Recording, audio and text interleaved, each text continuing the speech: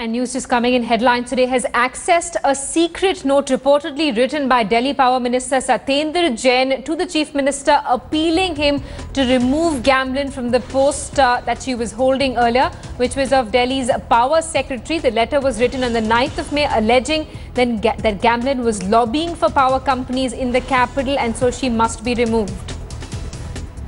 That was Shailja Chandra, former Delhi Secretary, reacting to this controversy. Let's get an word from Pankaj Upadhyay, who's with us live from the national capital. Pankaj, interesting developments now. There's a secret note allegedly that's emerged, which is written by the Power Minister to Arvind Kejriwal, seeking Gamlin's removal. But is this enough proof? Why wasn't a formal request sent? Also, this note is reportedly from the 9th of May. No action even after 1 week. Simi, these are some of the basic questions that we have been raising for quite some time. Why now and why was she allowed to continue?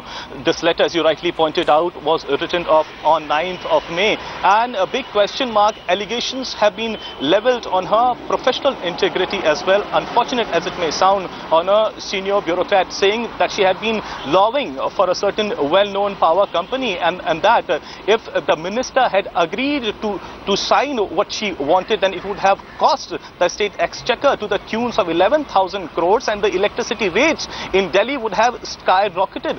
Why wasn't action taken then at that point of time if this was such a serious issue? If the ministry was so sure of her lobbying, which would at the cost of the state exchequer, then why wasn't a departmental probe ordered into it?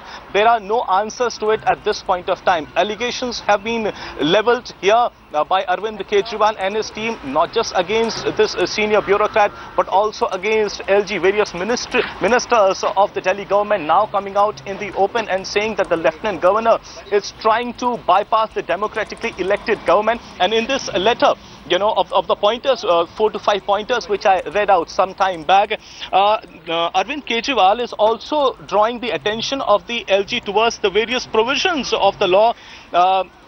Here he has pointed out to rules 49, 50, 51 and 52, saying that that rule 52 of transaction of business rule states that LG's directions can only be given to a minister. So he's taken the entire matter into the legal domain as well, and very smartly, before seeking an appointment from the president, he has released this letter as well. As I said last time round, he is not just seeking legal opinion, but perhaps in some point of time a letter would also be released wherein all the pointers would be enumerated under which the Delhi government feels that the selection of the senior bureaucrat was unconstitutional. So as it turns out, this is the letter wherein all the pointers have been put in. This has been directed to the Lieutenant Governor. But then the language, the kind of language that has been used here by Arvind Kejriwal, especially here saying that you hold a constitutional post, you might be having political pressures, but then you have a duty to uphold the constitution. Right. And saying, despite clear procedures, you have opted not to follow law.